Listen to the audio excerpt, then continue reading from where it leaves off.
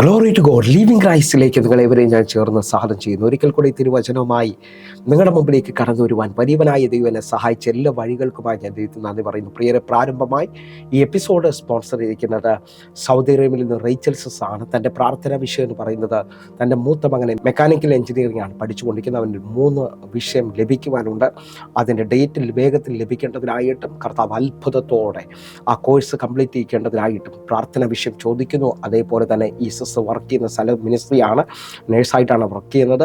അവിടെ നിയമങ്ങൾ മാറാതെ അവിടെ ഒരു കേൾവിയുണ്ട്, ഇവരുടെ ഡിപ്പാർട്ട്മെൻറ്റ് മുഴുവൻ ഒരു കമ്പനി ഏറ്റെടുക്കാൻ പോകുന്നു എന്നുള്ളത്. അത് വരാത്ത രീതിയിൽ ഈ സഹോദരിക്ക് വീണ്ടും ഒരു 3 വർഷം അവിടെ ജോലി ചെയ്യണമെന്ന് ആഗ്രഹമുണ്ട്.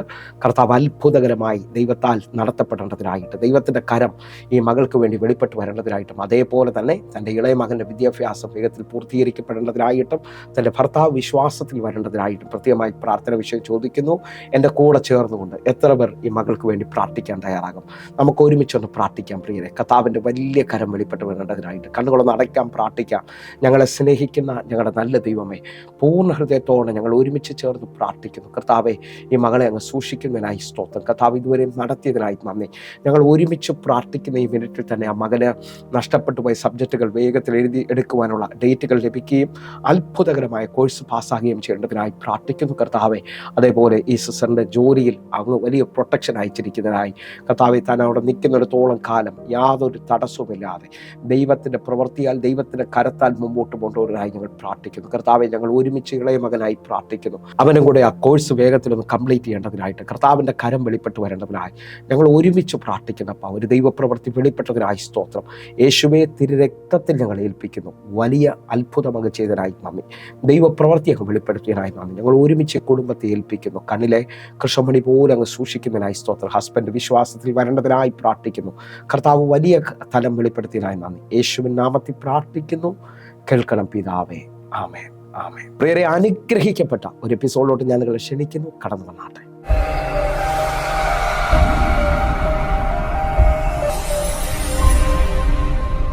പ്രിയരെ, മാറ്റമില്ലാത്ത ദൈവത്തിൻ്റെ തിരുവചനവുമായി ഒരിക്കൽ കൂടെ നിങ്ങളുടെ മുമ്പിലേക്ക് കടന്നു വരുവാൻ വലിയവനായ ദൈവം എന്നെ സഹായിച്ച എല്ലാ വഴികൾക്കുമായി ഞാൻ ദൈവത്തിന് നന്ദി പറയുന്നു. പ്രിയരെ, എൻ്റെ കഴിവോ എൻ്റെ മിടുക്കോ അല്ല, കർത്താവിൻ്റെ കരമാണ് ഓരോ പ്രാവശ്യവും നിങ്ങളുടെ മുമ്പിലേക്ക് കടന്നു വരുവാൻ എന്നെ സഹായിക്കുന്നു. ആ നിലയിൽ നിന്നുകൊണ്ട് ദൈവവചനത്തെക്കുറിച്ച് നിങ്ങളുമായി പങ്കുവയ്ക്കുമ്പോൾ എൻ്റെ ജീവിതത്തിൽ ഒന്ന് തിരിഞ്ഞു നോക്കിയാൽ ഈ ദൈവവചനവും ദൈവശബ്ദവുമാണ് എന്നെ ഇന്നും നിങ്ങളുടെ മുമ്പിൽ ആക്കിയിരിക്കുന്നത്. 2016-നും 2017-നും ഇടയിൽ ജീവിതമെല്ലാം അവസാനിക്കുമെന്ന് തോന്നിയ അനുഭവങ്ങളുണ്ട്.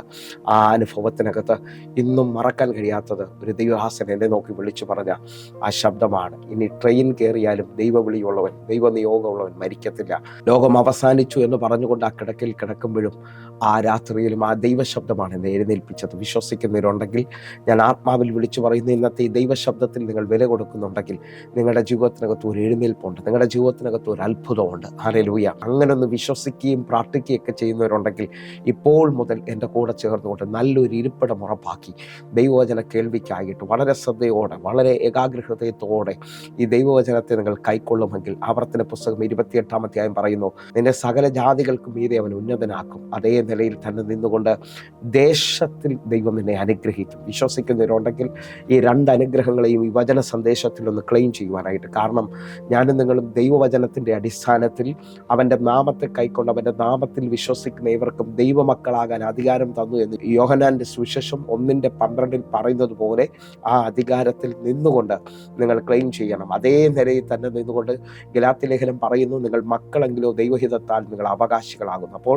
എന്നെ കേൾക്കുന്നവർ ഈ ദൈവവചനത്തിനകത്ത് നമ്മോട് സംസാരിക്കുന്ന ഓരോ വാക്യങ്ങളെയും നമുക്ക് അവകാശമാക്കാനുള്ളതാണ്, നമുക്ക് അധികാരത്തോടെ ക്ലെയിം ചെയ്യാനുള്ളതാണ്. ഞാൻ ആത്മാവിൽ വിളിച്ചു പറയാം, നിങ്ങൾ എത്ര മണിക്കൂർ പ്രാർത്ഥിച്ചാലും, നിങ്ങൾ എത്ര വിശുദ്ധിയിൽ ജീവിച്ചാലും ഈ അധികാരത്തെയും അവകാശത്തെയും നിങ്ങൾക്ക് മനസ്സിലായില്ലെങ്കിൽ നിങ്ങളുടെ ജീവിതത്തിനകത്ത് പല നന്മകളും നിങ്ങൾക്ക് ലഭിക്കാൻ കഴിയാത്ത നിലയിൽ നിങ്ങൾ മുമ്പോട്ട് പോകേണ്ടി വരും. കാരണം ഞാൻ ആത്മാവിൽ ഇങ്ങനെ പറയുന്നു, നിങ്ങൾ അപ്പൻ്റെ നന്മകളെ അധികാരം പറയേണ്ടവരാണ്. ശത്രു നിങ്ങളുടെ മുമ്പിൽ തടയുന്ന നന്മകളെ അധികാരം പറഞ്ഞുകൊണ്ട് നിങ്ങൾ സ്വീകരിക്കണം. അതേ നിലയിൽ തന്നെ നിങ്ങൾ അവകാശമാക്കണം. ഇതെൻ്റെ അപ്പൻ്റെ ആണ്, എനിക്ക് തന്നിരിക്കുന്ന സൗഖ്യമാണ്, എൻ്റെ ജീവിതത്തിനകത്ത് ഈ തടസ്സം വഴിമാറുമെന്നൊക്കെ പറഞ്ഞുകൊണ്ട് നിങ്ങൾ അവകാശം പറയുന്നവരായി തീരണം. അങ്ങനൊന്ന് ദൈവവചനം ശ്രദ്ധിക്കുന്ന, ദൈവവചനത്തിനകത്ത് നിൽക്കുന്ന ഓരോ ദൈവമക്കളോട് ഞാൻ വിളിച്ചു പറയുന്നു. 119 സങ്കീർത്തനം 105 വാക്യം, നിന്റെ വചനം എൻ്റെ കാലിന് ദീപവും എൻ്റെ പാതയ്ക്ക് പ്രകാശവുമാണ്. എന്നെ കേൾക്കുന്നവരുണ്ടെങ്കിൽ ഒരുമിച്ചൊന്ന് വിശ്വസിച്ചുകൊണ്ട് പറ, ഈ വചന കേൾവി ഇന്നും എൻ്റെ ജീവിതത്തിനകത്ത് പുത്തൻ പാതയെ തുറക്കുന്നതാണ്. ആ നിലയിൽ നിന്നുകൊണ്ട്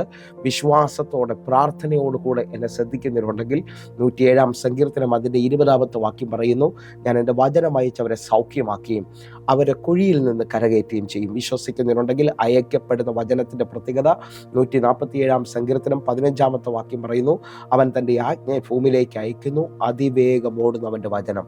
ഇതാ ദൈവത്തിൻ്റെ വായിൽ നിന്ന് വെളിപ്പെടുന്ന ഓരോ വചനവും അതിൻ്റെ ഇഷ്ടം സാധിപ്പിച്ച് അതിൻ്റെ കാര്യം തികച്ചിട്ട് മാത്രമേ മടങ്ങിപ്പോകത്തുള്ളൂ ഞാൻ വിശ്വസിക്കുന്നത് കൊണ്ട് നിങ്ങൾ എൻ്റെ കൂടെ വിശ്വസിക്കുന്നവരാണെങ്കിൽ ഈ അയക്കപ്പെടുന്ന വചനം നിന്റെ പടകിൻ്റെ ശൂന്യതയെ മാറ്റുന്നതാണ്. ഈ അയക്കപ്പെടുന്ന വചനം നിന്റെ സ്ഥിതിയെ മാറ്റുന്നതാണ്. അയക്കപ്പെടുന്ന വചനം പച്ചവെള്ളത്തെ വീഞ്ഞാക്കുന്നതാണ്. അയക്കപ്പെടുന്ന വചനം ലാസറിനെ വീണ്ടും പുറത്തു കൊണ്ടുവരുന്നതാണ്. അങ്ങനെ എന്നെ കേൾക്കുന്നവരുണ്ടെങ്കിൽ ഇപ്പോൾ എൻ്റെ കൂടെ ചേർന്നുകൊണ്ട് നിങ്ങൾ എവിടെയാണോ ഈ വചന സന്ദേശത്തിൽ പ്രാർത്ഥനയോടായിരിക്കുന്നത്, തിമോത്തിയോസിന്റെ ലേഖനത്തിൽ പറയുന്നു വചനത്തിന് ബന്ധനമില്ല. അങ്ങനെ ഉണ്ടെങ്കിൽ ഇന്ന് ഈ വചനം കേൾക്കുന്ന ചിലവരുടെ ജീവിതത്തിനകത്ത് ഈ വചനം ബന്ധനം അഴിക്കും. ആത്മാവിൽ സ്വീകരിക്കാൻ പറ്റുമെങ്കിൽ സ്വീകരിക്കുക. ഇതാ വചനശക്തി നിന്റെ ബന്ധനത്തെ അഴിക്കാൻ പോവുകയാണ്. വചന കേൾവിയെക്കുറിച്ച് ഇതാ വെളിപ്പാട് പുസ്തകം പറയുന്നു. വെളിപ്പാട് 1:3 പറയാണ്, ഈ വചനം കേൾക്കുന്നവനും ഇത് വായിക്കുന്നവനും ഇത് പ്രമാണിക്കുന്നവനും അനുഗ്രഹിക്കപ്പെട്ടവനാണ്. അങ്ങനെ ഉണ്ടെങ്കിൽ ഈ വചന കേൾവി നിന്നെ അനുഗ്രഹത്തിലേക്ക് നടത്തുന്നതാണ്. ഈ വചന കേൾവി നിന്റെ പാതയെ വെളിച്ചമാക്കുകയാണ്. ഈ വചന കേൾവി നിന്റെ ജീവിതത്തിനകത്ത് സൗഖ്യത്തെ കൊണ്ടുവരികയാണ്. നിന്റെ കുഴിയിൽ നിന്ന് നിന്നെ കരകയറ്റിയാണ്. അങ്ങനെ വിശ്വസിച്ചുകൊണ്ട് പ്രാർത്ഥിക്കുന്ന ഓരോരുത്തരോടും ഞാൻ ആത്മാവിൽ വിളിച്ചു പറയുന്നു, ഈ വചനത്തിൽ നീ വിശ്വസിക്കുന്നുണ്ടെങ്കിൽ നീ ലജ്ജിച്ചു പോകത്തില്ല. കാരണം റോമാലേഖനം 10:11 പറയുന്നു, അവനിൽ വിശ്വസിക്കുന്ന ഒരുവനും ലജ്ജിച്ചു പോകത്തില്ല. അതേ നിലയിൽ തന്നെ നിന്നുകൊണ്ട് 25 സങ്കീർത്തനം 3 വാക്യം പറയുന്നു, അവനെ കാത്തിരുന്നവൻ ഒരുവനും ലജ്ജിച്ചു പോകത്തില്ല, വെറുതെ ദ്രോഹിക്കുന്നവർ ലജ്ജിച്ചു പോകും. എന്നെ കേൾക്കുന്നവരെ, കർത്താവിനെ കാത്തിരിക്കുന്ന, കർത്താവിന് വേണ്ടി വെയിറ്റ് ചെയ്യുന്നവൻ ഇതാ ചിറകടിക്കുന്നത് പോലെ, യഹോവയെ കാത്തിരിക്കുന്നവൻ ശക്തിയെ പുതുക്കും, അവൻ കഴുകനെ പോലെ ചിറകടിച്ച് കയറുകയാണ്. എന്നെ കേൾക്കുന്ന ആരൊക്കെയോ ഇപ്പോൾ ജീവിത നിലവാരത്തിൽ ഒരു ഉയർച്ച വരാൻ പോവുകയാണ്. നിങ്ങൾക്ക് പ്രതീക്ഷിക്കാൻ പറ്റാത്ത ചില വിടുതലുകൾ ഇപ്പോൾ നിങ്ങളുടെ മുമ്പിൽ വെളിപ്പെട്ടു വരും.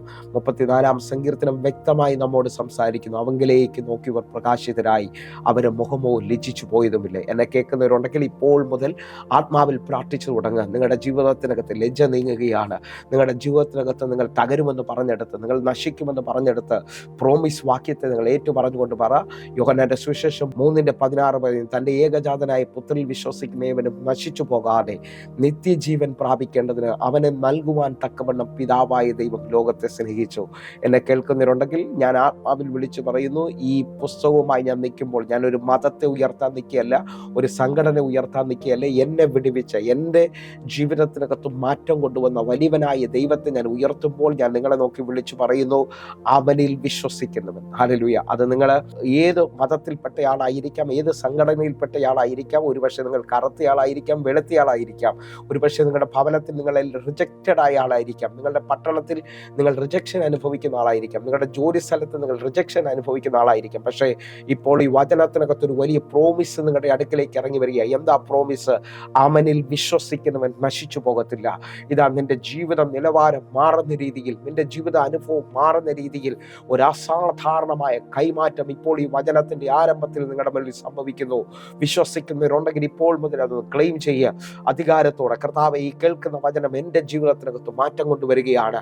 എൻ്റെ ജീവിതത്തിനകത്ത് അസാധാരണമായ ദൈവപ്രവൃത്തിയിലേക്ക് ഞാൻ തിരികെയാണ്. ഞാൻ അങ്ങനെ വിശ്വസിക്കുന്നു. കാരണം പരിശുദ്ധാത്മാവ് പരിവർത്തിക്കുന്ന എവിടെയും, പരിശുദ്ധാത്മാവിന്റെ ചലനം ഉണ്ടാകുന്ന എവിടെയും നിങ്ങൾ വിശ്വസിച്ചാൽ, യോബ് പറയുന്നു, ഒരു വൃക്ഷമായാൽ അതിന് പ്രത്യാശയുണ്ട്, അത് വെട്ടിയാലും വീണ്ടും പൊട്ടിക്കിളിർക്കും. നിങ്ങൾ വിശ്വസിക്കുന്നവരുണ്ടെങ്കിൽ പ്രത്യാശ നമ്മിൽ ചലിക്കുന്നത് പരിശുദ്ധാത്മാവിന്റെ ശക്തിയാലാണ്, പരിശുദ്ധാത്മാവിന്റെ സഹായത്താലാണ്. പുതിയ നിയമം നമ്മെ വ്യക്തമായി വിളിച്ചു പറയുന്നു, അവൻ നിങ്ങളെ സകല സത്യത്തിലും വഴി നടത്തും, വരാനുള്ളത് നിങ്ങൾക്ക് അറിയിച്ചു തരുമെന്ന്. അങ്ങനെ ഉണ്ടെങ്കിൽ പരിശുദ്ധാത്മാവിലൊന്ന് നിറയുന്നവർ, പരിശുദ്ധാത്മാവിന്റെ സഹായം തേടുന്നവരോട് എനിക്ക് പറയാനുണ്ട്, നിന്റെ പ്രത്യാശ വർദ്ധിക്കുകയാണ്. നിന്റെ ജീവിതത്തിനകത്ത് അസാധാരണമായ ദൈവപ്രവൃത്തികൾ സംഭവിക്കുകയാണ്. ഇപ്പോൾ തന്നെ ഏറ്റെടുത്തുകൊണ്ട് പ്രാർത്ഥിക്കുന്ന ചിലരെ നോക്കി ഞാൻ വിളിച്ചു പറയുന്നു, ഇന്നുവരെയും നിന്റെ ലൈഫിൽ കാണാത്തത് ഞാൻ ആത്മാവിൽ ഇങ്ങനെ നിങ്ങളെ നോക്കി എന്ന് വിളിച്ചു പറയട്ടെ. നിങ്ങൾ വാഹനത്തിൽ യാത്ര ചെയ്തിട്ടുള്ളവരാണെങ്കിൽ അറിയാം, നിങ്ങളുടെ ഡ്രൈവിംഗ് സീറ്റിൽ ആ ലെഫ്റ്റ് സൈഡിൽ മുകളിലായിട്ട് നിൽക്കുന്ന ഒരു ചെറിയ ഗ്ലാസ് ഉണ്ട്. ആ ചെറിയ ഗ്ലാസ് നിങ്ങളുടെ മുഖം നോക്കുവാനോ സൗന്ദര്യം നോക്കുവാനോ അല്ല വെച്ചിരിക്കുന്നത്. പിറകിലത്തെ കാര്യങ്ങൾ, അല്ലെങ്കിൽ വാഹനത്തിന്റെ പിറകിൽ വരുന്ന വാഹനങ്ങളെ നോക്കുവാനോ ആ പിറകിലുള്ള കാര്യങ്ങൾ നിരീക്ഷിക്കാൻ വേണ്ടിയാണ് ആ ചെറിയ ഗ്ലാസ് വെച്ചിരിക്കുന്നത്. ഈ ഗ്ലാസ് നോക്കി നമുക്ക് ഒരിക്കലും വണ്ടി ഓടിക്കാൻ കഴിയത്തില്ല. കാരണം എന്തെന്ന് ചോദിച്ചാൽ നമ്മൾ മുമ്പോട്ട് പോകേണ്ടവരാണ്. എന്നെ കേൾക്കുന്ന ആരൊക്കെയോ ഞാൻ ആത്മാവിൽ വിളിച്ചു പറയുന്നു, നിങ്ങൾ ആ വാഹനത്തിന് ഡ്രൈവിംഗ് സീറ്റിൽ ഇരിക്കുകയാണെങ്കിൽ ആ ചെറിയ ഗ്ലാസിനേക്കാൾ വലിപ്പമുള്ള ഒരു വലിയ ഗ്ലാസ് ആണ് നിങ്ങളുടെ മുമ്പിൽ വെച്ചിരിക്കുന്നത്. തടസ്സങ്ങൾ ഇല്ലാത്ത ഒരു വലിയ ഗ്ലാസ്. എന്തിനെന്ന് ചോദിച്ചാൽ നിങ്ങൾ മുമ്പിലേക്ക് ദൂരത്തുള്ളത് കാണേണ്ടതിനായിട്ട്, അടുത്തുള്ളതും ദൂരത്തുള്ളതും ഒരേപോലെ കാണേണ്ടതിനായി ഇതാ നിങ്ങൾക്ക് മുമ്പിൽ ഒരു വിശാലമേറിയ ഗ്ലാസ് വെച്ചിരിക്കുന്നു. എന്ന് പറഞ്ഞു കഴിഞ്ഞാൽ ഇന്നലത്തെ തടസ്സങ്ങളെയോ ഇന്നലത്തെ വിഷമങ്ങളെയോ ഒന്നും നോക്കാതെ ഇതാ അവങ്കിലേക്ക് നോക്കി വരെ മുഖം പ്രകാശിതരായി, അവരെ മുഖമോ ലജ്ജിച്ചു പോയില്ലെന്നുള്ള വചനത്തിന്റെ അടിസ്ഥാനത്തിൽ ഇതാ മുമ്പിലേക്ക് നോക്ക്. 16-ാം സങ്കീർത്തനം 8-ാമത്തെ വാക്യം പറയുന്നു, ഞാൻ യഹോവയെ എപ്പോഴും എൻ്റെ മുമ്പിൽ വെച്ചിരിക്കുന്നു, അവൻ എൻ്റെ വലതു ഭാഗത്തുള്ളത് കൊണ്ട് ഞാൻ കുലുങ്ങി പോകത്തില്ല. നിങ്ങളുടെ മുമ്പിൽ നിങ്ങളുടെ പ്രശ്നമായിരിക്കരുത്, നിങ്ങളുടെ മുമ്പിൽ നിങ്ങളുടെ തകർച്ചയായിരിക്കരുത്. നമ്മുടെ മുമ്പിൽ വെച്ചിരിക്കുന്ന ഓട്ടം തികയ്ക്കേണ്ടതിന് നമുക്ക് കർത്താവിനെ നോക്കാൻ പ്രിയരെ. ഒരു വലിയ സാധ്യത ഇന്നത്തെ ഈ വചനത്തിനകത്ത് നിങ്ങളുടെ മേളിൽ വെളിപ്പെട്ട് വരാൻ പോവുകയാണ്. ഞാൻ ആത്മാവിൽ ഇങ്ങനെ വിശ്വസിക്കുന്നു, വിശ്വസിക്കുന്നതിന് വേണ്ടി വ്യാപരിക്കുന്ന അവൻ്റെ അളവറ്റ ശക്തി നിങ്ങൾ വിശ്വസിക്കാൻ പറ്റുമെങ്കിൽ അറിയാം, നമ്മൾ പുറമേ അറിയാം നമ്മുടെ ഈ ജഡത്തിന് അല്ലെങ്കിൽ നമ്മുടെ ശരീരത്തിന് ആരോഗ്യം നൽകുന്നതാണ് നമ്മൾ കഴിക്കുന്ന ആഹാരം. അതേപോലെ ഈ വചന കേൾവിയിൽ നിന്റെ അകത്ത മനുഷ്യനങ്ങ് ബലപ്പെടുകയാണ്. ശത്രുവിന്റെ സകല തന്ത്രങ്ങളെയും ജയിക്കേണ്ടതിനായിട്ട്, ദുർദിവസങ്ങളിൽ അവനോട് എതിർത്ത് അവനെ കീഴ്പ്പെടുത്തേണ്ടതിനായിട്ട് ഇതാ നിന്റെ ഉള്ളിൽ അകത്ത മനുഷ്യനെ ബലപ്പെടുത്തുന്ന ഒരു ശക്തി ഇതാ ഇപ്പോൾ വ്യാപരിക്കുകയാണ്. വിശ്വസിക്കുന്നവരുണ്ടെങ്കിൽ ഈ വചന കേൾവിയിൽ അതിനെ സ്വീകരിക്കണം. കർത്താവെ, എന്നെ ശക്തനാക്കുന്നവൻ മുഖാന്തരം ഞാൻ സകലത്തിനും മതിയായവൻ. നമ്മൾ ദൈവത്താൽ ശക്തീകരിക്കപ്പെട്ടാൽ, നമ്മുടെ മേളിൽ ദൈവശക്തി വ്യാപരിച്ചു കഴിഞ്ഞാൽ ഹല്ലേലൂയ, ആത്മമണ്ഡലത്തിൽ നിൽക്കുന്ന ചില ചങ്ങലകൾ പൊട്ടാൻ പോവുകയാണ്. ഇപ്പോൾ തന്നെ ഒരു വചന വെളിപ്പാട് നിങ്ങളുമായി ഞാൻ നോക്കി വിളിച്ചു പറയുകയാണ്. വചനത്താൽ അടിസ്ഥാനമിട്ടവരെ നോക്കി ഞാൻ വിളിച്ചു പറയുന്നു, ഹല്ലേലൂയ, നിങ്ങൾക്ക് മുമ്പിൽ വലിയ കാറ്റുകൾ വെളിപ്പെടാം, നിങ്ങൾക്ക് മുമ്പിൽ വലിയ തിരമാലകൾ ഉണ്ടാകാം, ഹല്ലേലൂയ, വലിയ പ്രശ്നങ്ങൾ നിങ്ങൾ കാണുന്നുണ്ടാകാം. പക്ഷെ വചനത്താൽ അടിസ്ഥാനമിട്ടവൻ പാറമേൽ അടിസ്ഥാനമിട്ടതുപോലാണ്. എന്തെല്ലാം വിരോധങ്ങൾ വന്നാലും നിന്നെ തകർക്കാൻ അതിന് കഴിയത്തില്ല. ഞാൻ ഇങ്ങനെ നോക്കിയൊരു വെളിപ്പാട് ഒന്നുകൂടെ ഒന്ന് കൈമാറട്ടെ. വചനത്താൽ അടിസ്ഥാനമിട്ട, ദൈവവചനത്താൽ ഉറപ്പിൽ നിൽക്കുന്ന നിങ്ങളെ നോക്കിയിട്ട് ഞാൻ വിളിച്ചു പറയും, എല്ലാ അടിസ്ഥാനങ്ങളുടെ മുകളിലും ഒരു വാതിൽ കാണും. നിങ്ങൾ വിശ്വസിക്കുന്നവരുണ്ടെങ്കിൽ അറിയാം, നിങ്ങളുടെ ഇതുവരെ മനസ്സിലായിട്ടില്ലാത്തവരുണ്ടെങ്കിൽ നിങ്ങൾക്ക് ചുറ്റും ഒന്ന് കണ്ണോടിച്ച് നോക്കണം. പുതിയ വീടുകൾ പണിയുന്നിടത്ത് അടിസ്ഥാനം പൂർത്തീകരിക്കപ്പെടുമ്പോൾ അവിടെ കട്ടള വയ്ക്കുമെന്ന് പറയും. ചില വാതിലുകൾ, ഒരു ഭവനമാണെങ്കിൽ പല സ്ഥലങ്ങളിലേക്ക് പുറത്തിറങ്ങേണ്ടതിനായിട്ട്, പ്രത്യേകിച്ച് ഫ്രണ്ട് സൈഡിൽ ഒരു മെയിൻ ഡോർ കാണും, അതേപോലെ തന്നെ കിച്ചൻ്റെ സൈഡിൽ, അടുക്കളുടെ സൈഡിൽ ഒരു വാതിൽ കാണും. ഇത് മെയിനായ വാതിലുകളാണ്. ഇതേപോലെ അറിയാം, ആ വീടിനകത്ത് അങ്ങോട്ടും ഇങ്ങോട്ടും ചലിക്കുവാനായിട്ട്, അല്ലെങ്കിൽ പല റൂമുകളിലേക്ക് കയറുവാനായിട്ട് ഇതാ വാതിലുകൾ കാണും. ഇതേപോലെ അടിസ്ഥാനം ക്ലിയർ ആണെങ്കിൽ അതിന് മുകളിൽ വാതിലുകൾ വെക്കും. ഇന്ന് നിങ്ങൾ വിശ്വസിക്കാമെങ്കിൽ ഈ വചനത്തിന്റെ അടിസ്ഥാനത്തിൽ നിങ്ങളൊന്ന് ഏൽപ്പിച്ചു കൊടുക്കുമെങ്കിൽ ഇതാ നിങ്ങൾക്ക് മുമ്പിൽ ഒരു വാതിൽ ദൈവം തുറക്കാൻ പോകുന്നു. അതാണ് വെളിപ്പാട് പുസ്തകം 3:8. ഞാൻ നിന്റെ പ്രവൃത്തി അറിയുന്നു, ഇതാ ഞാൻ നിന്റെ മുമ്പിൽ ഒരു വാതിൽ തുറന്നു വെച്ചിരിക്കുന്നു, അതാർക്കും അടച്ചുകൂടാ. നിനക്കല്പമേ ശക്തിയുള്ളൂ, എങ്കിലും നീ എൻ്റെ വചനത്തെ കാത്തു, എൻ്റെ നാമത്തെ നിഷേധിച്ചതുമില്ല. വിശ്വസിക്കുന്നവരുണ്ടെങ്കിൽ ഇതാ നിന്റെ ജീവിതത്തിനകത്ത് ആർക്കും അടയ്ക്കാൻ പറ്റാത്ത അസാധാരണമായ വാതിലുകൾ ഇപ്പോൾ തുറന്നു വരികയാണ്. വിശ്വാസത്തോടെ ഇതിനെ സ്വീകരിക്കുക. വിശ്വാസത്തിൽ കർത്താവിന്റെ വലിയ ബലത്തെ സ്വീകരിക്കുക. നിങ്ങളുടെ ജീവിതത്തിനകത്ത് അത് വെളിപ്പെട്ട് വരട്ടെ. അങ്ങനെ ഇന്നത്തെ ഈ വചന കേൾവിയിൽ ഞാൻ ഒരു ചെറിയ സന്ദേശമാണ് നിങ്ങളുമായി പങ്കുവെക്കുന്നത്. പക്ഷേ ഈ സന്ദേശം ആഴമായി സ്വീകരിക്കുന്ന ആരെങ്കിലും ഉണ്ടെങ്കിൽ നിന്റെ ചരിത്രം മാറാൻ പോവുകയാണ്. ഹല്ലേലൂയ. എന്നോട് കർത്താവ് പറഞ്ഞത്, ഈ വചനത്തിനകത്ത് ആഴമായി വിശ്വസിക്കുന്നവന്റെ ചരിത്രത്തെ ദൈവം തിരിക്കും. ഇന്ന് ഈ വചന കേൾവിയിൽ നിൽക്കുന്നവരെ നോക്കി ഞാൻ വിളിച്ചു പറയുന്നത്, നിങ്ങളുടെ ചരിത്രം മാറാൻ പോവുകയാണ്. അതാണ് ഇന്നത്തെ ഹെഡിങ്. നിങ്ങളുടെ ചരിത്രത്തെ ദൈവം മാറ്റുവാൻ പോകുന്നു. ആ നിലയിൽ നമ്മുടെ വചന ചിന്തയ്ക്ക് വേണ്ടി ഈ ചിന്ത എൻ്റെ ഉള്ളിൽ വെളിപ്പെടാൻ കാരണമെന്ന് പറയുന്നത് യോഹന്നാന്റെ സുവിശേഷത്തിലെ 2 അധ്യായങ്ങളാണ്. വിശ്വസിക്കുന്നവരുണ്ടെങ്കിൽ ആ അധ്യായത്തിന്റെ പ്രാരംഭ വാക്യങ്ങളൊന്ന് പറഞ്ഞ് നിങ്ങളുമായി ഇന്ന് ദൈവം തന്ന ചിന്തയിലേക്ക് വരികയാണ്. യോഹന്നാന്റെ സുവിശേഷം 11-ാം അധ്യായം അതിൻ്റെ 1-ാമത്തെ വാക്യവും, അതേപോലെ തന്നെ 12-ാം അധ്യായം അതിന്റെ 1-ാമത്തെ വാക്യത്തിലേക്ക് നമ്മൾ വരികയാണ്. എൻ്റെ കൂടെ വാക്യം ചിന്തിക്കണമെന്ന് ഓർപ്പിക്കും. മറിയയുടെയും അവളുടെ സഹോദരി മാർത്തയുടെയും ഗ്രാമമായ ബെഥാനിയയിലെ ലാസർ എന്നൊരുത്തൻ ദീനമായി കിടന്നു. പ്രിയരെ, 1-ാമത്തെ വാക്യം നിങ്ങളും ഞാനും ശ്രദ്ധിച്ചു നോക്കിയാൽ, നിങ്ങൾ ശ്രദ്ധിച്ചു നോക്കിയേ, മറിയയുടെയും അവളുടെ സഹോദരി മാർത്തയുടെയും ഗ്രാമമായ ബെഥാനിയ. ഇതാണ് നമ്മളുടെ ചിന്ത. ഈ അധ്യായം തുടങ്ങുന്നത് 2 സഹോദരിമാരുടെ പേരിലാണ്. എന്നെ കേൾക്കുന്നതിനുണ്ടെങ്കിൽ ആ കരമൊന്ന് ഉയർത്തിപ്പിടിച്ച് മറിയയുടെയും അവളുടെ സഹോദരി മാർത്തയുടെയും ഗ്രാമമായ ബഥാനിയ. അതേ നിലയിൽ നിങ്ങൾ ശ്രദ്ധിച്ചു നോക്കി 12-ാം അധ്യായം അതിൻ്റെ 1-ാമത്തെ വാക്യം. യേശു മരിച്ചവരിൽ നിന്ന് ഉയർപ്പിച്ച ലാസർ പാർത്ത ബഥാനിയയിലേക്ക് യേശു പെസഹായ്ക്ക് 6 ദിവസം മുമ്പേ വന്നു. 12-ാം അധ്യായം തുടങ്ങുന്നത് ഇങ്ങനെയാണ്: യേശു മരിച്ചവരുടെ ഇടയിൽ നിന്ന് ഉയർപ്പിച്ച ലാസർ പാർത്ത ബഥാനിയയിലേക്ക് യേശു 6 ദിവസം മുമ്പേ വന്നു. അപ്പൊ നിങ്ങൾ നോക്കേ, 11-ാം അധ്യായം 2 സ്ത്രീകളുടെ പേരിൽ അറിയപ്പെടുന്നു. 12-ാം അധ്യായം 1-ാമത്തെ വാക്യത്തിലേക്ക് നാം ശ്രദ്ധിക്കുമ്പോൾ ആ 2 സ്ത്രീകളുടെ പേരിൽ നിന്ന് അത് മാറി ഇതാ ലാസറിന്റെ പേരിലേക്ക് അത് അറിയപ്പെടുകയാണ്. ഈ ഒരു അധ്യായത്തിൽ അല്ലെങ്കിൽ ഈ 57 വാക്യങ്ങളുടെ നടുവിൽ എന്താ സംഭവിച്ചെന്ന് ചോദിച്ചു കഴിഞ്ഞാൽ, യേശു അയക്കപ്പെട്ട ആൾക്കാരോട് പറഞ്ഞു, ഈ ദിനം മരണത്തിനല്ല, ദൈവപുത്രൻ മഹത്വം എടുക്കേണ്ടതിന് വേണ്ടിയാണ്. അത് കഴിഞ്ഞ് അടുത്ത സമയത്ത് തന്നെ ലാസർ മരിക്കുകയാണ്. ആരാ മരിച്ചതെന്ന് ചോദിച്ചാൽ യേശുവിന് ഏറ്റവും പ്രിയനായവൻ. എന്നാൽ ഇതേ അധ്യായത്തിൽ തന്നെ യേശുവിനോട് ലാസറിന്റെ സഹോദരി പറയുകയാണ്, മരിച്ചിട്ട് 4 ദിവസമായി നാറ്റം വെച്ചു. എന്നാൽ അവളോട് യേശു മറുപടി പറയുന്നു, നീ വിശ്വസിച്ചാൽ ദൈവത്തിന്റെ മഹത്വം കാണും. എന്നിട്ട് ഇതാ മുകളിലോട്ട് നോക്കി യേശു പ്രാർത്ഥിച്ചു, നീ എപ്പോഴും എൻ്റെ പ്രാർത്ഥന കേൾക്കുന്നു എന്ന് ഞാൻ അറിയുന്നു, എനിക്ക് ചുറ്റും നിൽക്കുന്നവർ വിശ്വസിക്കേണ്ടതിന് ഞാനിത് അപേക്ഷിക്കുന്നു എന്ന് പറഞ്ഞ് ലാസറെ പുറത്തു വരിക എന്ന് ഉച്ചത്തിൽ പറഞ്ഞു. ഇതാ ലാസർ പുറത്തു വരികയാണ്. ഞാൻ ആത്മാവിൽ വിളിച്ചു പറയുന്നു, ഈ 57 വാക്യങ്ങളിൽ നടന്ന ആഴമെന്ന് പറയുന്നത് നിങ്ങൾ ശ്രദ്ധിക്കാൻ പറ്റുമെങ്കിൽ 12-ാം അധ്യായം 1-ാമത്തെ വാക്യത്തിൽ അത് വ്യക്തമാണ്. യേശു മരിച്ചവരിടയിൽ നിന്ന് ഉയർപ്പിച്ച ലാസർ. അപ്പോൾ എൻ്റെ ചിന്തയിലേക്ക് ഞാൻ വരികയാണ്. ഇതാ അതുവരെയും ബഥാനി അറിയപ്പെട്ടത് മാർത്തയുടെയും മറിയയുടെയും പേരിലാണെങ്കിൽ ഇതാ ഒരു ഉയർപ്പിന്റെ ശക്തി അവിടെ വെളിപ്പെട്ടപ്പോൾ, മരണത്തിൽ നിന്ന് ഒരു എഴുന്നേൽപ്പ് നടന്നപ്പോൾ ആ പട്ടണം ഇതാ ലാസറിന്റെ പേരിലേക്ക് മാറി. നിങ്ങൾ വിശ്വസിക്കുന്നവരാണെങ്കിൽ ഇന്ന് എവിടെയാണോ നിങ്ങൾ തകർന്നിരിക്കുന്നത്, എവിടെയാണോ ഇനി എല്ലാം അവസാനിച്ചെന്ന് പറയുന്നത്, നിങ്ങളുടെ ജീവിതത്തിനകത്ത് ഇനി ഒരു മാറ്റവും സംഭവിക്കത്തില്ല, എല്ലാം തീർന്നു എന്ന് പറഞ്ഞുകൊണ്ട് എന്നെ കേൾക്കുന്ന ആരെങ്കിലും ഉണ്ടെങ്കിൽ നിങ്ങളെ നോക്കി ഇന്നത്തെ ഈ ദൂത് കൈമാറുകയാണ്. ഒരു ഉയർപ്പിന്റെ ശക്തി നിന്റെ വെളിയിലേക്ക് വ്യാപരിക്കാൻ പോകുന്നു. നീ തീർന്നെന്ന് പറയുന്നിടത്ത്, നീ അവസാനിച്ചെന്ന് പറയുന്ന അതേ ഭവനത്തിൽ, അതേ ജോലി സ്ഥലത്ത്, അതേ പട്ടണത്തിൽ ഇതാ വിശ്വസിക്കുന്നവന് വേണ്ടി വ്യാപരിക്കുന്ന അവന്റെ അളവറ്റ ശക്തി നിന്റെ മുകളിലേക്ക് ഇപ്പോൾ വ്യാപരിക്കുന്നു എന്ന് വിശ്വസിക്കുന്നവരുണ്ടെങ്കിൽ ഞാൻ ആത്മാവിൽ ഇങ്ങനെ വിളിച്ചു പറയുകയാണ്, ഹല്ലേലൂയ. 120 പേർ ആ മാളിക റൂമിൽ ഇരിക്കുന്നുണ്ട്. അവരുടെ ജീവിതത്തിലെല്ലാം അവസാനിച്ചതാണ്, പ്രതീക്ഷകൾ തീർന്നതാണ്. അവരെ അരുമനാഥൻ അല്ലെങ്കിൽ അവരുടെ ഗുരു അവരെ വിട്ടിതാ കടന്നുപോയിരിക്കുകയാണ്. പക്ഷെ അവരുടെ മുമ്പിൽ ഒരു വാക്തത്വമുണ്ട്, ഉയരത്തിന്റെ ശക്തി വരുവോളം. അറിയാം, നിങ്ങൾ വിശ്വസിക്കാൻ പറ്റുമെങ്കിൽ ആ ശക്തിയെ പ്രാപിക്കാൻ. എന്നാൽ പരിശുദ്ധാത്മാവ് നിങ്ങളുടെ മേലിൽ വരുമ്പോൾ നിങ്ങൾ ശക്തി ലഭിച്ചിട്ട് യെരൂശലേമിലും യഹൂദയിലും എല്ലായിടത്തും ശമരിയയിലും ലോകത്തിന്റെ അറ്റത്തോളം എൻ്റെ സാക്ഷികളായിത്തീരും. നിങ്ങൾ വിശ്വസിക്കുന്നവരാണെങ്കിൽ നിങ്ങൾ തീർന്നു എന്ന് പറയുന്ന ഇടത്തേക്ക് ഇതാ നിങ്ങളുടെ ജീവിതത്തിൽ അസാധാരണമായ മാറ്റം കൊണ്ടുവരുവാൻ, നിങ്ങളൊരു ചരിത്രമാകേണ്ടതിന് ഇതാ ദൈവശക്തി വ്യാപരിക്കാൻ പോകുന്നു, ഉയർപ്പിന്റെ ശക്തി വ്യാപരിക്കും. ഞാൻ ആത്മാവിൽ നിങ്ങളെ നോക്കി വിളിച്ചു പറയട്ടെ, ഇതാ 11-ാം അധ്യായത്തിൽ മാർത്തയുടെയും മറിയയുടെയും പേരിൽ അറിയപ്പെട്ട ഗ്രാമം ഇതാ 12-ാം അധ്യായത്തിൽ ഉയർത്തെഴുന്നേറ്റവന്റെ പേരിൽ അല്ലെങ്കിൽ യേശു ഉയർപ്പിച്ചവന്റെ പേരിൽ അതാ വെളിപ്പെട്ട് വരികയാണ്. നിങ്ങൾ വിശ്വസിക്കാൻ പറ്റുമെങ്കിൽ ഈ വചനം ഇപ്പോൾ നടന്നുകൊണ്ടിരിക്കുമ്പോൾ തന്നെ ആ ദൈവശക്തി നിങ്ങളെ എഴുന്നേൽപ്പിക്കട്ടെ, നിങ്ങളെ ആൾ മാറിയവനെ പോലെ ആക്കി തീർക്കട്ടെ. നിങ്ങൾ എവിടെയാണോ തകർന്നു എന്ന് പറയുന്നത്, എവിടെയാണോ അവസാനിച്ചെന്ന് പറഞ്ഞ അത് അവിടേക്ക് ഇതാ ദൈവശക്തി നിങ്ങളെ എഴുന്നേൽപ്പിക്കാൻ പോവുകയാണ്. ഈ ചിന്ത നിൽക്കുമ്പോൾ തന്നെ എന്നെ നാളുകൾ ചിന്തിപ്പിച്ച ഒരു ചിന്തയാണ് അറിയാം, ക്രൂശ് എന്ന് പറയുന്നത്. നിങ്ങൾ ശ്രദ്ധിച്ചു നോക്കിയ ക്രിസ്ത്യാനി ഇപ്പോൾ അറിയപ്പെടുന്നത് തന്നെ ക്രൂശിന്റെ ചിഹ്നത്തിലാണ്. ഹല്ലേലൂയ.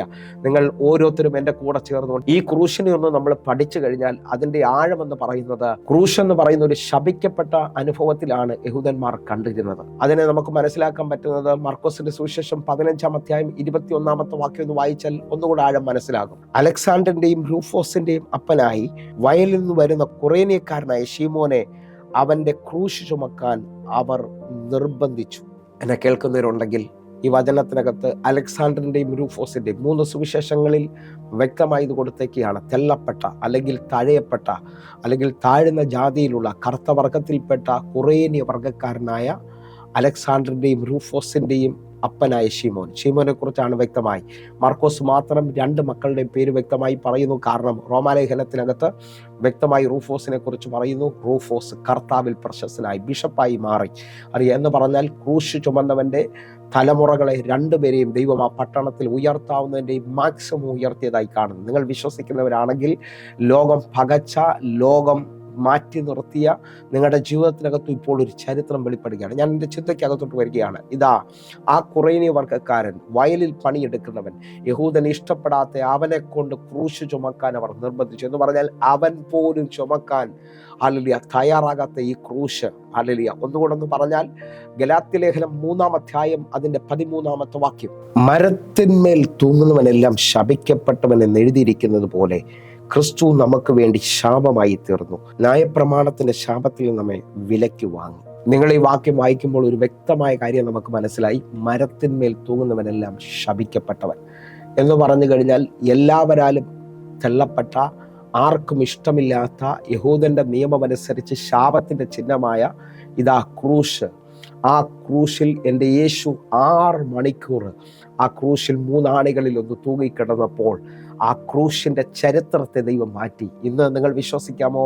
യഹൂദൻ തെള്ളിയ, ലോകം പകച്ച ക്രൂശ് എല്ലാ പട്ടണങ്ങളിലും വെളിപ്പെട്ട് നിൽക്കുകയാണ്, എല്ലാ ഭവനങ്ങളുടെയും നടുവിൽ വെളിപ്പെട്ട് നിൽക്കുകയാണ്. വിശ്വസിക്കാൻ പറ്റുമെങ്കിൽ ക്രിസ്ത്യാനിയുടെ എമ്പളമായി ക്രൂശ് തീർന്നു. എന്തെന്ന് ചോദിച്ചാൽ എൻ്റെ യേശു 6 മണിക്കൂർ ആ ക്രൂശിൽ 3 ആണികളിൽ പിടഞ്ഞു എന്നുള്ളതിൻ്റെ ആഴമാണ്. നിങ്ങൾ വിശ്വസിക്കാൻ പറ്റുമെങ്കിൽ ഇതാ കൊരിന്ത്യർ ലേഖനത്തിനകത്ത് പൗലോസ് പറയുന്നു, ക്രൂശിൻ്റെ വചനം നശിച്ചു പോകുന്നതിന് ഭോഷത്വമെങ്കിൽ രക്ഷിക്കപ്പെടുന്ന എനിക്കും നിങ്ങൾക്കും ഇത് ദൈവശക്തിയാണ്. രക്ഷിക്കപ്പെടുന്ന നമുക്കിത് ദൈവശക്തിയാണ്.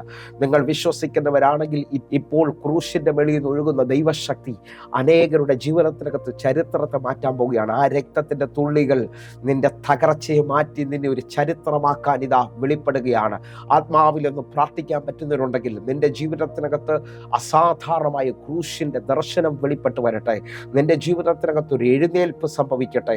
അതേ നിലയിൽ തന്നെ നിന്നുകൊണ്ട് ഈ വചന ശബ്ദം കേൾക്കുന്ന ചിലവരെ നോക്കി ഞാൻ വിളിച്ചു പറയുന്നു, ഇന്ന് എവിടെ നിങ്ങൾ തകർന്നിട്ടുണ്ടോ, എവിടെ നിങ്ങൾ അവസാനിച്ചെന്ന് പറയുന്നുണ്ടോ, അവിടെ ഇതാ ദൈവശക്തി വ്യാപരിക്കുകയാണ്. അറിയാം, വിശ്വസിക്കുന്നവന് വേണ്ടി വ്യാപരിക്കുന്ന ദൈവിക ഇടപെടൽ. ഇന്ന് ഈ വചന സന്ദേശം കേൾക്കുമ്പോൾ ഒരു ഇടപെടൽ നിന്റെ ജീവിതത്തിൽ സംഭവിച്ചാൽ നീ ചരിത്രമാണ്. ഹല്ലേലൂയ. ഇതാ മറിയം വന്ന് എലിസബത്തിനോട് ഒരു വന്ദന സ്വരം ചൊല്ലുമ്പോൾ പിള്ള ഉള്ളിൽ തുള്ളിയെന്നാണ് കാണിക്കുന്നത്. ലോകം മുഴുവൻ മച്ചി എന്ന് പറഞ്ഞ, ലോകം മുഴുവൻ ഇനി അവൾക്ക് മക്കൾ ഉണ്ടാകത്തില്ലെന്ന് പറഞ്ഞെടുത്ത് ഒരു വന്ദന സ്വരം ഉള്ളിൽ കൺഫർമേഷനുകളെ കൊണ്ടുവന്നെങ്കിൽ ഇന്ന് ഈ വചന സന്ദേശം കേട്ടുകൊണ്ടിരിക്കുമ്പോൾ നിന്നോട് ദൈവം ഇടപെടുന്നുണ്ടെങ്കിൽ നീ ഒരു ചരിത്രമാകാൻ പോവുകയാണ്. വിശ്വസിക്കുന്നവരുണ്ടെങ്കിൽ ഇതാ നിന്റെ ജീവിതത്തിനകത്ത് ഒരു എഴുന്നേൽപ്പ് സംഭവിക്കുന്നു. അതേ നിലയിൽ തന്നെ അപ്പോസ്തല പ്രവൃത്തി 27-28 അധ്യായങ്ങൾ ശ്രദ്ധിച്ചാൽ പൗലോസ് അപ്പോസ്തലനും ആ കപ്പലിൽ 275 പേരുമായി, എന്ന് പറഞ്ഞാൽ പൗലോസ് ഉൾപ്പെടെ 276 പേർ പോകുന്ന ആ കപ്പല് തകർന്ന ചരിത്രമാണ് 27-ാം അധ്യായം കാണുന്നത്. അവർ വളരെ നാളുകളായി സൂര്യനെയോ ചന്ദ്രനെയോ കണ്ടില്ല. അവർ ജീവിക്കുമെന്നുള്ള അവരെ ആശ നഷ്ടപ്പെട്ടു പോയെന്നാണ് കാണുന്നത്. 14 രാവും പകലും അവർ സൂര്യനെയോ ചന്ദ്രനെയോ കാണാതെ എങ്ങോട്ട് പോകുന്നെന്ന് അറിയാൻ പറ്റാതെ നിന്നു. പക്ഷേ പ്രാർത്ഥിക്കുന്നവന്റെ അടുക്കൽ ആ രാത്രിയിൽ ദൈവത്തിന്റെ ദൂതൻ നിന്നുകൊണ്ട് പറഞ്ഞു, പൗലോസേ, നീ നിമിത്തം ഈ കപ്പലുള്ള ഒരാൾക്ക് പോലും ഒന്നും സംഭവിക്കത്തില്ല. നിനക്ക് വേണ്ടി ദൈവം അവരെ ദാനം നൽകിയിരിക്കുകയാണ്. അവരെ രോമത്തിന് പോലും ഒരു കേടും പറ്റത്തില്ല. വിശ്വസിക്കാൻ പറ്റുമെങ്കിൽ എത്ര ഇരുള് നിറഞ്ഞ് എത്ര മുമ്പോട്ട് പോകാൻ പറ്റാത്തവന്റെ അടുക്കലേക്കും ദൈവത്തിന്റെ വിസിറ്റേഷൻ ഉണ്ടായാൽ നീ ഒരു ചരിത്രമാകാൻ പോവുകയാണ്. 28-ാം അധ്യായം നിങ്ങൾ നോക്കണം കേട്ടോ. ഇതാ മെലീത്തയുടെ ചരിത്രം ഈ മനുഷ്യനെ കൊണ്ട് ദൈവം മാറ്റുകയാണ്. അപ്പോസ്തല പ്രവൃത്തി 28-ാം അധ്യായം അതിന്റെ 3 മുതലുള്ള വാക്യങ്ങൾ നമ്മൾ വേഗത്തിലൊന്ന് വായിക്കുകയാണ്. പൗലോസ് കുറെ വിറകി പിറക്കി തീയിൽ ഇട്ടപ്പോൾ ഒരണലി ചൂട് നിമിത്തം പുറപ്പെട്ട് അവന്റെ കൈക്ക് പറ്റി. 4-ാമത്തെ വാക്യം, ആ ജന്തു അവന്റെ കയ്യിന്മേൽ തൂങ്ങുന്നത് ബർബരന്മാർ കണ്ടപ്പോൾ ഈ മനുഷ്യൻ ഒരു കൊലപാതകൻ, സംശയമില്ല, കടലിൽ നിന്ന് രക്ഷപ്പെട്ടിട്ടും നീതിദേവി അവനെ ജീവിക്കുവാൻ സമ്മതിക്കുന്നില്ല എന്ന് തമ്മിൽ പറഞ്ഞു. 5-ാമത്തെ വാക്യം, അവനോ ആ ജന്തുവിനെ തീയിൽ കുടഞ്ഞു കളഞ്ഞു, ദോഷമൊന്നും പറ്റിയില്ല. 6-ാമത്തെ വാക്യം, അവൻ വീർക്കുകയോ പെട്ടെന്ന് ചത്തുവീഴുകയോ ചെയ്യുമെന്ന് വിചാരിച്ച് അവർ കാത്തിരുന്നു. വളരെ നേരം കാത്തു നിന്നിട്ടും അവൻ ആപത്തൊന്നും ഭവിക്കില്ല എന്ന് കണ്ട് മനസ്സു മാറി അവൻ ഒരു ദേവനെന്ന് പറഞ്ഞു. എന്നെ കേൾക്കുന്നവരുണ്ടെങ്കിൽ വിശ്വസിച്ചുകൊണ്ട് പറ, നീ നിൽക്കുന്ന സ്ഥലം നീ നിമിത്തം ഒരു അനുഗ്രഹമായി മാറാൻ പോവുകയാണ്. ഇതാ മെലീത്തയുടെ ചരിത്രം അഭിഷക്തിനൂടെ ദൈവം മാറ്റുകയാണ്. അവർ രക്ഷപ്പെട്ട് കയറിയ ആ ദ്വീപിൽ അവിടുത്തെ ബർബരന്മാർ അസാധാരണ ദയവ് കാണിച്ച് അവർക്ക് തീ കൂട്ടിയിട്ട് കൊടുത്തു. എന്നാൽ ഈ 275 പേരും വിറക് പറക്കൂല്ലോ എന്ന് എനിക്കറിയത്തില്ല. പക്ഷെ ഭൂരിഭാഗം ആൾക്കാരും ആ തീയുടെ ചൂട് വർദ്ധിക്കേണ്ടതിന് വേണ്ടി വിറക് പിറക്കി കാണാം. പൗലോസും കുറെ പിറക്കി എന്നാണ് എഴുതിയിരിക്കുന്നത്. പക്ഷേ ഒരണലി പൗലോസിന്റെ കൈക്കൽ തൂങ്ങിയതായി കാണുകയാണ്. ആ തൂങ്ങിയത് കണ്ടപ്പോൾ, കൈക്ക് പറ്റിയെന്ന് കണ്ടപ്പോൾ അവിടുത്തെ ബർബരന്മാർ പറഞ്ഞു, കടലിൽ നിന്ന് രക്ഷപ്പെട്ടിട്ടും ഈ പട്ടണത്തിലെ നീതിദേവി ഇവനെ രക്ഷപ്പെടാൻ സമ്മതിക്കുന്നില്ലല്ലോ, ഇവനൊരു കൊലപാതകനാണ്, ഇവൻ ശരിയല്ല. ഇതേപോലെ ഈ പുസ്തകവും എടുത്തിറങ്ങിയിട്ട് നിങ്ങളെ നോക്കി പറയുന്ന പട്ടണക്കാരുടെ നടുവിൽ നീ വിശ്വസിക്കാൻ പറ്റുമെങ്കിൽ ഇതാ ഒരു ശക്തി വ്യാപരിക്കുന്നുണ്ട്. ഈ വചന സന്ദേശം കേൾക്കുമ്പോൾ തന്നെ ആ ചരിത്രത്തെ മാറ്റുന്ന രീതിയിലൊന്ന് പ്രാർത്ഥിക്ക്. നിന്റെ ജീവിതം അത്ഭുതമാകാൻ പോവുകയാണ്. നിന്റെ ജീവിതം ഒരു ഭയങ്കര എഴുന്നേൽപ്പാകാൻ പോവുകയാണ്.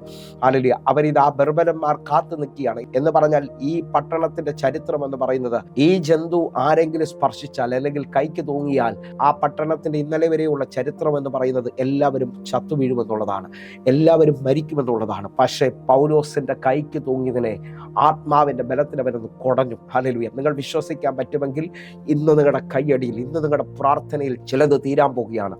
നിങ്ങൾ ആ പട്ടണത്തിൽ, ആ ഭവനത്തിൽ ഒരു ചരിത്രമാകാൻ പോകുന്നു. മെലീത്തയുടെ ചരിത്രത്തെ, നീതിദേവിയുടെ ചരിത്രത്തെ ഇത് അഭിഷക്തൻ ഇല്ലാതാക്കുകയാണ്. ഇതാ ഒരു പുതിയ ചരിത്രം എഴുതുന്നു. യേശുവിൽ അത്ഭുതമുണ്ട്, യേശുവിൽ ദൈവപ്രവൃത്തിയുണ്ട്. നിങ്ങൾ വിശ്വസിക്കുന്നവരാണെങ്കിൽ എൻ്റെ കൂടെ ചേർന്നുകൊണ്ട് ഇപ്പോൾ വിളിച്ചു പറ, നിങ്ങൾ ആ പട്ടണത്തിന്റെ ചരിത്രമാണ്. വിശ്വസിക്കുന്നതിന് വേണ്ടി വ്യാപരിക്കുന്ന ശക്തിയാൽ ഞാൻ ചിലവരെ നോക്കി വിളിച്ചു പറയുന്നു, നിങ്ങളിപ്പോൾ ആ പട്ടണത്തിന്റെ ചരിത്രമായി കഴിഞ്ഞു. ദൈവപ്രവൃത്തിയിലേക്ക് നിങ്ങൾ വന്നിരിക്കുകയാണ്. വിശ്വാസത്തോടെ, പ്രാർത്ഥനയോടുകൂടെ എൻ്റെ കൂടെ ഇപ്പോൾ കണ്ണുകൾ അടച്ചാട്ടെ. വലിയൊരു ദൈവപ്രവൃത്തി കാണാൻ പോകുന്നു. ഞങ്ങളെ ഒരുമിച്ച് ചേർന്നുകൊണ്ട് ഈ ജനത്തിന് വേണ്ടി പ്രാർത്ഥിക്കുന്നു. കർത്താവേ, ഇവരുടെ മേലേക്ക് ദൈവശക്തി വ്യാപരിക്കട്ടെ. ഇവരെവിടെ തീരുമെന്നോ എവിടെ അവസാനിക്കുമെന്നോ പറഞ്ഞ് അവിടെ ദൈവശക്തിയാൽ ഇവർ ചരിത്രമായി തീരട്ടെ. അത്ഭുതം സംഭവിക്കട്ടെ. ദൈവപ്രവൃത്തി വെളിപ്പെട്ടു വരട്ടെ. കർത്താവേ, ഇവരെ അങ്ങ് മാനിച്ചിരിക്കുന്നതിനായി സ്തോത്രം. യേശുവിൻ നാമത്തിൽ ഞാൻ പ്രാർത്ഥിക്കുന്നു. വലിയ വിടുതലുകൾ സംഭവിച്ചതിനായി നന്ദി, വലിയ ദൈവപ്രവൃത്തി സംഭവിച്ചതിനായി നന്ദി. യേശുവിൻ നാമത്തിൽ പ്രാർത്ഥിക്കുന്നു. കേൾക്കണം പിതാവേ. ആമേൻ, ആമേൻ, ആമേൻ. പ്രിയരെ, ഈ വചന സന്ദേശം നിങ്ങൾക്ക് അനുഗ്രഹമായി ഞാൻ വിശ്വസിക്കുന്നു. എന്നെ കേൾക്കുന്നവരെ, ഈ വചനത്തിനകത്ത് നിൽക്കുന്ന ഓരോരുത്തരും ഇപ്പോൾ തന്നെ വിളിക്കുകയും പ്രാർത്ഥിക്കുകയും ചെയ്യണമെന്ന് ഓർത്ത് കർത്താവ് നിങ്ങളെ അധികത്തിൽ മാനിക്കട്ടെ. ദൈവപ്രവൃത്തിക്കായി നമുക്ക് ഈ ദിവസങ്ങളായിരിക്കാം. God bless you. ആമേൻ.